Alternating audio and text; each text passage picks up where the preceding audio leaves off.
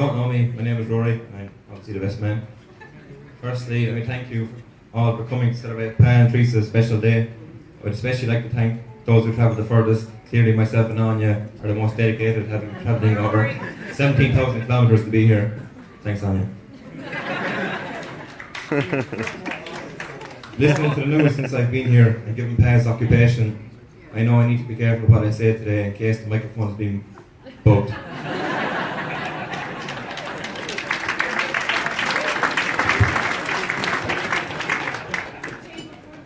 Sorry guys.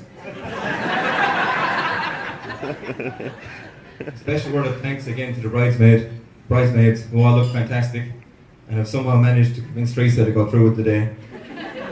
We get a round of applause for Theresa, for all the organisers she done, how amazing she looks today.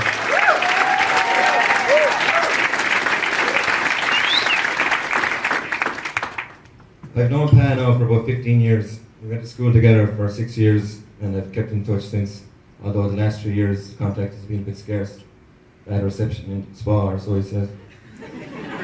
Pa rang me up about a year or so ago and asked me to be best man for his wedding, but actually he didn't ring me up. I rang him up because he hasn't rang me in 3 years. I rang Pa one day and I think he must have decided the next person to ring him would be the best man. And so I got left with it. My initial response to being asked to be best man isn't the normal response. First question was, who will you marry?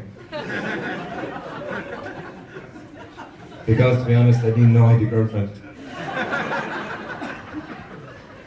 Luckily enough, I was home last Christmas for a couple of weeks and I got to meet Theresa briefly.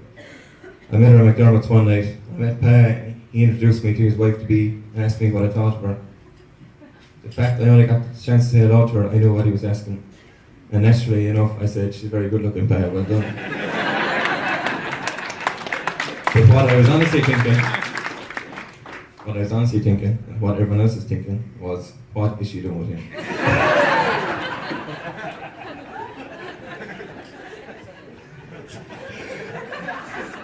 The answer to that I found the next time I met Theresa, which is in the same visit home. I met them in Dublin, in their house in Dublin. I met Oisín.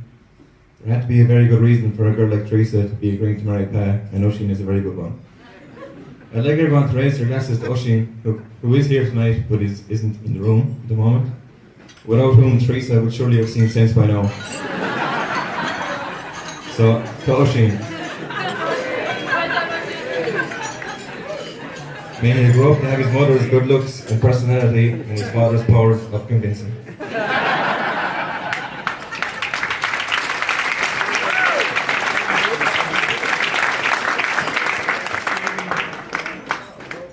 Anyway, go back to when Pa asked me to be best man.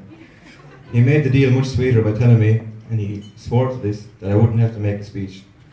So, okay, Theresa, be very careful. He kept that lie going for a year, and I believed him for a year.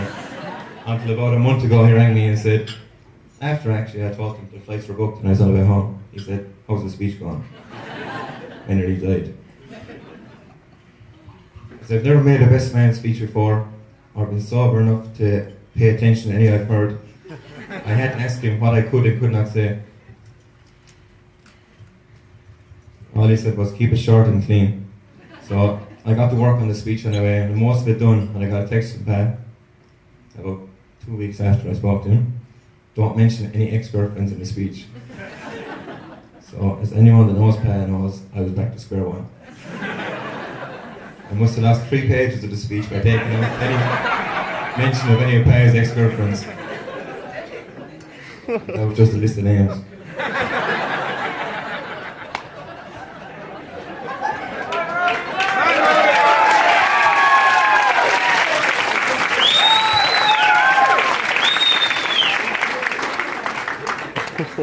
I will tell one story that sums up Pa's life as a single man. 3 years ago, around this time, I headed off to Australia. And on our first night in Sydney, myself and Jodie Cullen, who's here tonight, Jodie, headed down to Bondi Junction for a couple of pints.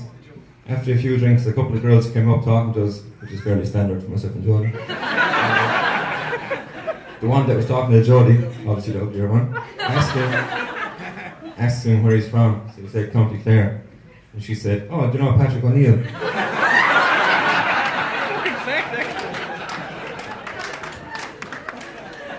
actually a true story. Myself and Jodie were like, no fucking way. It couldn't be the same person we don't know. She was like, oh, does he have red hair and works as a guard? Like, oh, no. You can't be serious. She's like, yeah, I'll have his number here. I'll text him. Imagine how shocked and distraught we were after saving up our life savings of money to travel literally the other side of the world, and we still couldn't find a girl that Pa wasn't texting.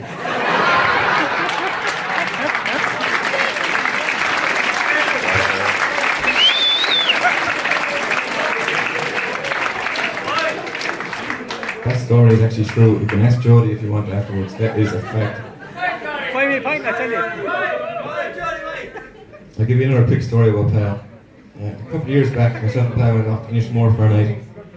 Within 5 minutes of arriving, we realised there was nothing else to do in Inishmore except go to the pub. So as anyone here who has been drinking with Pa will know, he has a great ability to make up new drinks that tend to you get pretty drunk fairly quickly. So by the time closing came, we were absolutely blocked. So we staggered off home and went back to the hostel we were staying in, and all I wanted to do was go into bed and get through the night without dying. And try to make as little noise as possible, as there were two American lads in the room with us. That was going alright. I heard Pa shout over at me asking for his pillow back. I thought, they shut up, I can have it. So he turned his attention to the roommates who weren't too happy to be walking up and accused of stealing the pillow. They tried to brush it off and get back to sleep, but Pa insisted they'd be getting no sleep until they handed over his pillow. At this point, I had to shut him up before trouble started, so I told him to go into bed. I threw over my pillow. Grandy said, but I'm not happy about it. These American lads thinking they own the country.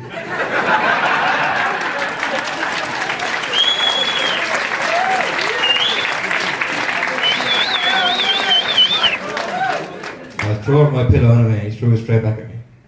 It's alright, he says. I found my pillow. She's had to go into the bed. I must have been in the wrong way around.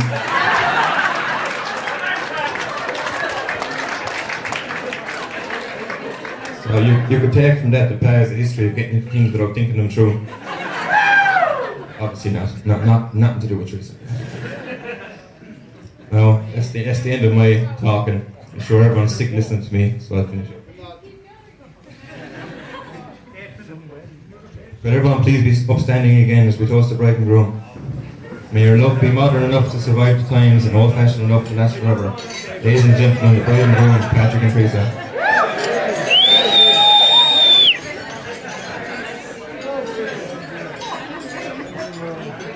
Huh? Give it another, let's say something else that's it won't be funny though, the rest of it's